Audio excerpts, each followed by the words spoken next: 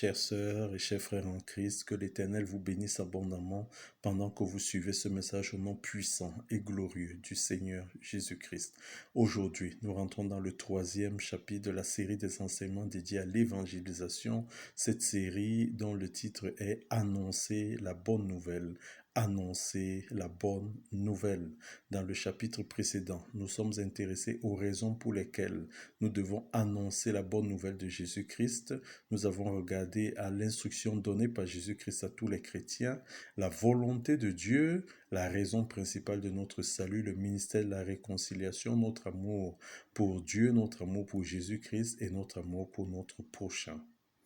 Aujourd'hui, nous rentrons dans le 3e chapitre de la série des enseignements dédiés à l'évangélisation et ce chapitre est intitulé « Comment devons-nous annoncer la bonne nouvelle ?»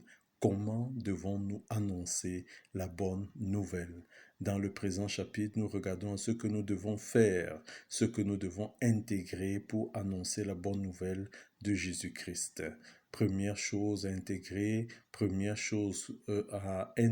c'est la parole de Dieu.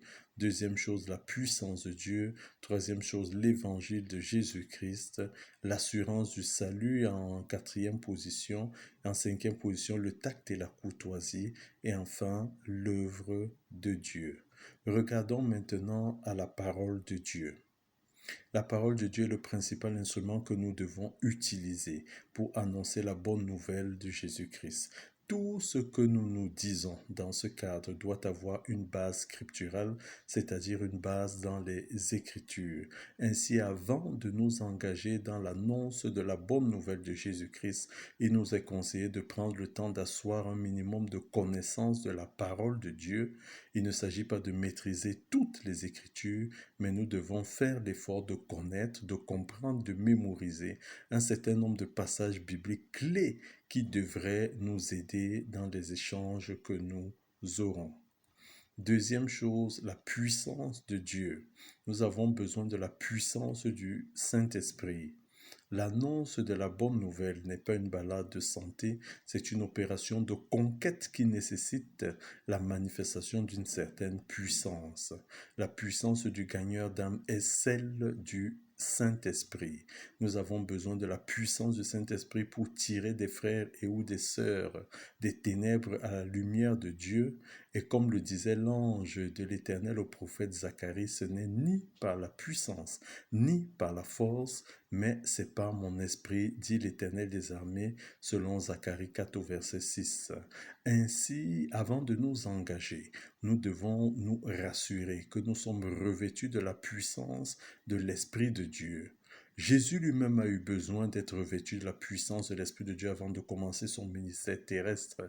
Dans le passage de Luc au chapitre 4, verset 14, il est écrit « Jésus, revêtu de la puissance de l'Esprit, retourna en Galilée, et sa renommée se répandit dans tout le pays d'alentour. » L'apôtre Pierre a rendu témoignage de la puissance du Saint-Esprit qui se manifestait par Jésus. Il a déclaré ce qui suit. Vous savez comment Dieu a oint du Saint-Esprit et de force Jésus de Nazareth qui allait de lieu en lieu faisant du bien et guérissant tous ceux qui étaient sous l'empire du diable, car Dieu était avec lui. Acte 10 au verset 38.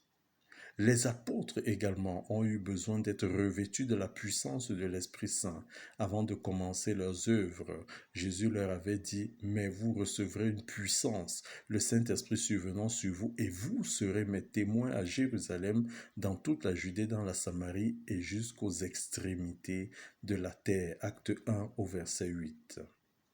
Comment recevoir la puissance du Saint-Esprit? Jésus, s'adressant à ses disciples, a déclaré ce qui suit. « Si donc méchants que vous êtes, vous savez donner de bonnes choses à vos enfants, à combien plus forte raison votre Père dans les cieux ne donnera-t-il pas le Saint-Esprit à ceux qui le lui demandent ?» Luc 11 au verset 13. Nous devons demander le revêtement de la puissance du Saint-Esprit dans la prière. Les Écritures disent « Demandez et l'on vous donnera, cherchez et vous trouverez, frappez et l'on vous ouvrira. » Matthieu 7 au verset 7. Troisième point, l'évangile de Jésus-Christ. l'évangile de Jésus-Christ, le message du gagneur d'âme. Le message du gagneur d'âme est l'évangile, c'est-à-dire la bonne nouvelle de Christ. L'apôtre Paul s'adressant aux Corinthiens a déclaré ce qui suit: Je vous rappelle, frères, l'évangile que je vous ai annoncé, que vous avez reçu et dans lequel vous avez persévéré, par lequel vous êtes sauvés, si vous le retenez tel que je vous l'ai annoncé. Autrement, vous auriez cru en vain. Je vous ai enseigné avant tout, comme je l'avais reçu, que Christ est mort pour nos péchés, selon les Écritures, qu'il a été enseveli et qu'il est ressuscité le troisième jour, selon les Écritures, selon 1 Corinthiens 15, verset 1 au verset 4. Regardons maintenant aux quatre vérités fondamentales. Quatre vérités fondamentales dans le cadre de l'annonce de la bonne nouvelle. Première vérité, nous avons tous péché. L'apôtre Paul a déclaré ce qui suit: car tous ont péché et sont privés de la gloire de Dieu. Romains 3 au verset 3. Deuxième vérité, le salaire du péché, c'est la mort. L'apôtre Paul a déclaré car le salaire du péché, c'est la mort. Romains 6 au verset 23. Troisième vérité, Christ a subi le châtiment pour nous. Nous ne pouvions pas nous sauver nous-mêmes. C'est la raison pour laquelle Dieu a envoyé son Fils unique pour nous sauver. Jésus, s'adressant à Nicodème, a déclaré ce qui suit: car Dieu a tant aimé le monde qu'il a donné son Fils unique, afin que quiconque croit en lui ne périsse point, mais qu'il ait la vie éternelle. Jean 3, verset 16. Quatrième vérité, nous devons recevoir Christ pour être sauvés. Dans le passage de Jean 1, verset 12 à 13, il est écrit: mais à tous ceux qui l'ont reçu, à ceux qui croient à son nom, elle, c'est-à-dire la parole de Dieu, a donné le pouvoir de devenir enfants de Dieu, lesquels sont nés non du sang, ni de la volonté de la chair, ni de la volonté de l'homme, mais de Dieu. Maintenant, lorsque nous nous engageons dans cette voie, il y a cette prière, n'est-ce pas, que nous devons faire, que nous devons adresser à l'Éternel, cette confession en fait par laquelle nous marquons notre translation du monde des ténèbres au royaume de Dieu. Seigneur Jésus, je reconnais que je suis pécheur. Je crois que tu es le Fils de Dieu et que tu es mort à la croix pour mes péchés et que tu es ressuscité le troisième jour. Je t'en prie, viens maintenant dans mon cœur et sauve-moi. Merci Seigneur Jésus de m'avoir sauvé. Quatrième point, l'assurance du salut. Nous obtenons l'assurance du salut par la parole de Dieu et par l'Esprit de Dieu. D'abord par la parole de Dieu, nous recevons le salut par la foi et rappelons-nous que la foi vient de ce qu'on entend et ce qu'on entend vient de la parole de Dieu. Romains 10 au verset 17. L'apôtre Jean a déclaré: et voici ce témoignage, c'est que Dieu nous a donné la vie éternelle et que cette vie est dans son Fils. Celui qui a le Fils a la vie, celui qui n'a pas le Fils n'a pas la vie. Je vous ai écrit ces choses afin que vous sachiez que vous avez la vie éternelle, vous qui croyez au nom du Fils de Dieu. 1 Jean 5, versets 11 à 13.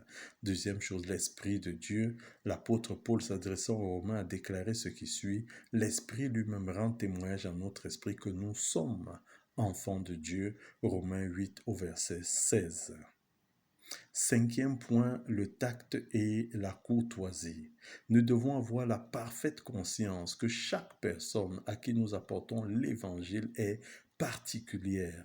Ainsi, l'approche ne saurait être la même pour tout le monde. Elle doit être modulée en fonction des éléments suivants, en fonction du niveau supposé de connaissance de la personne, l'environnement de la personne, la condition de cette personne.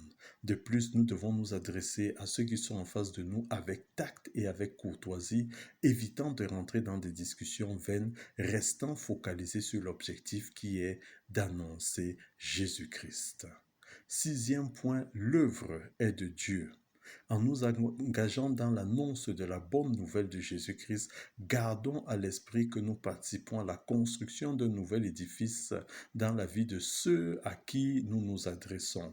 Nous apportons une autre brique pour la construction de l'édifice, mais l'œuvre tout entière est l'œuvre de Dieu lui-même. Il peut arriver que des gens soient réfractaires à nos paroles dans ce cas. Souvenons-nous que nous ne faisons qu'apporter des briques pour la construction d'un édifice et que d'autres briques peuvent être nécessaires pour la finalisation de l'œuvre de Dieu. Il y a un temps pour toutes choses et Dieu fait toutes choses bonnes en son temps, selon Ecclésiaste 3, verset 1 et verset 11.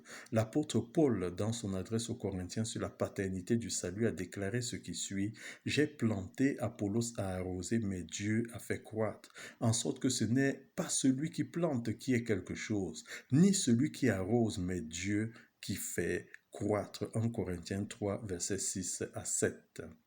Dans son adresse aux Éphésiens, l'apôtre Paul, l'apôtre Paul a déclaré: « Car c'est par la grâce de Dieu que vous êtes sauvés, par le moyen de la foi, et cela ne vient pas de vous, c'est le don de Dieu, selon Éphésiens 2 au verset 8.